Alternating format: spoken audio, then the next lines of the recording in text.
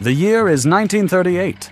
A high-stakes business deal is about to be signed. Fortunes hang in the balance. The final contract is laid on a polished mahogany desk. A hand reaches for the pen, a magnificent instrument, a symbol of power and prestige. The nib touches the signature line, and then betrayal. A volcanic eruption of pure, inky chaos. A blob of deep blue that obliterates the contract, stains the businessman's hands, and quite possibly ruins his entire career. This tiny, everyday disaster was a universal nightmare, and it sparked a global quest for a pen that wouldn't leak, wouldn't dry up, and wouldn't betray you in your moment of need. A quest that would lead to a masterpiece of engineering that we now take completely for granted. For centuries, this was how humanity wrote, and it was, to put it mildly, a disaster. The fountain pen was less a writing instrument and more a tiny, handheld, ink-based terrorist. It was a beautiful, elegant tool that was constantly plotting against you. Imagine a 1930s businessman trying to sign a very important contract. He unscrews his magnificent pen, puts the nib to paper, and blob. A giant, apocalyptic ink blot erupts, completely obliterating the signature line. We can picture him shaking his fist at the heavens, his hand stained a deep, incriminating blue for the rest of the week. Fountain pens leaked in your pocket, creating stains that looked like you'd been shot by a squid. They dried up if you looked at them wrong. You had to fill them from an inkwell, a process that guaranteed you'd get more ink on your fingers than in the actual pen. And don't even think about flying with one. The change in air pressure would turn it into a tiny, ink-spewing rocket engine in your breast pocket, ruining your shirt and your dignity. This daily, inky nightmare was the problem. And the first man to find a solution was a Hungarian journalist named Laszlo Biro. Biro was fed up. He noticed that the ink used to print newspapers was thick and dried almost instantly.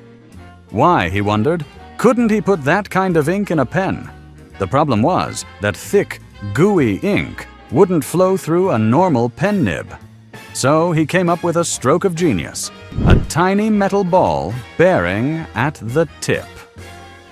As you wrote, the ball would roll, picking up ink from a cartridge and transferring it to the paper. It was brilliant. He patented his ballpoint pen in 1938, but it had problems. It was a clunky, expensive metal case device that cost the equivalent of over $100 today. And it still wasn't perfect. The ball had to be fitted just right. Too tight, and the ink wouldn't flow. Too loose, and you were back in Inkblot City. It was a luxury item for the rich, and a leaky one at that. Enter our hero, Marcel Biche. Biche was a French manufacturer of pen parts, and he was a man obsessed with perfection. He was the kind of guy who would probably use a microscope to make sure his toast was evenly browned. He saw the Biro pen and recognized the flawed genius within.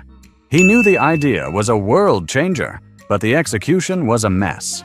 So, in the late 1940s, he bought the patent and set out on a quest to create a perfect and perfectly cheap version. This is where the real story begins. For 2 years, Biche and his team became hermits of ink, monks of plastic.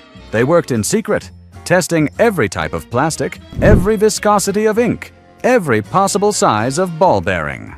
We can imagine their experiments, a test of a new ink formula that was so thick, the pen wrote with the consistency of tar, literally tearing the paper.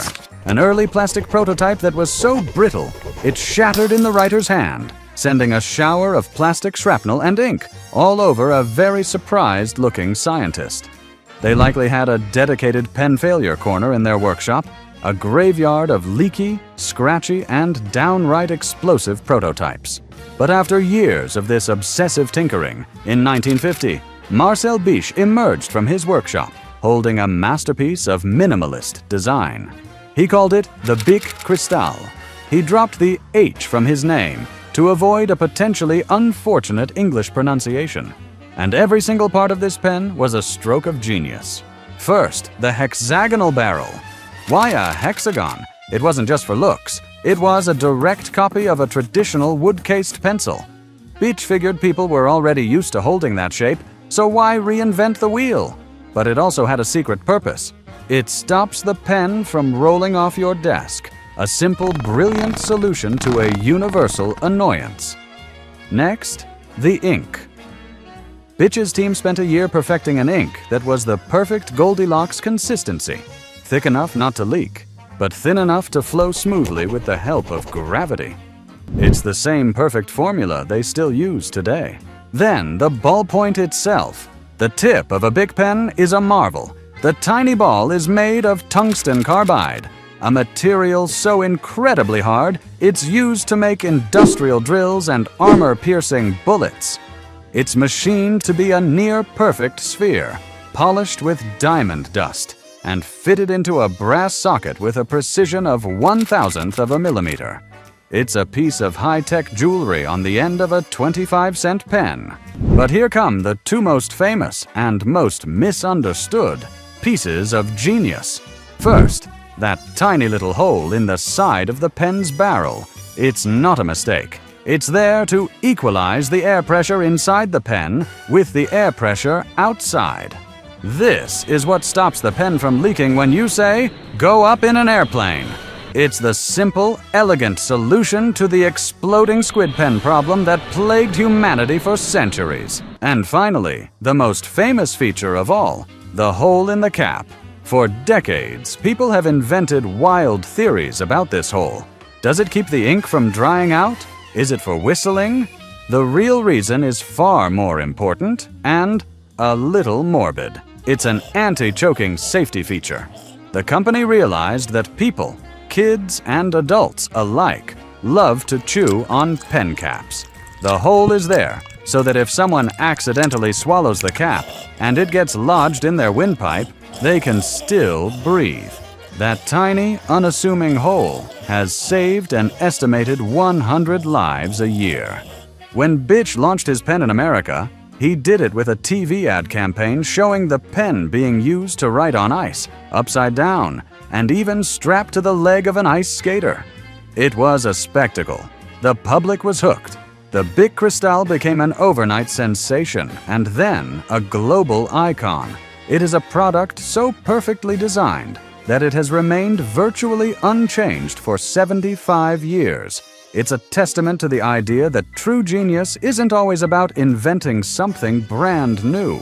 Sometimes it's about taking a good idea and obsessively, brilliantly, and perfectly refining it until it becomes so simple, so reliable, and so cheap that the world can't imagine living without it. It is a masterpiece of simple genius. Much like a simple click on the like button is a genius way to help our channel. Be sure to subscribe to catch our next story. What's another deceptively simple object that you think is a work of genius? Share your ideas in the comments below.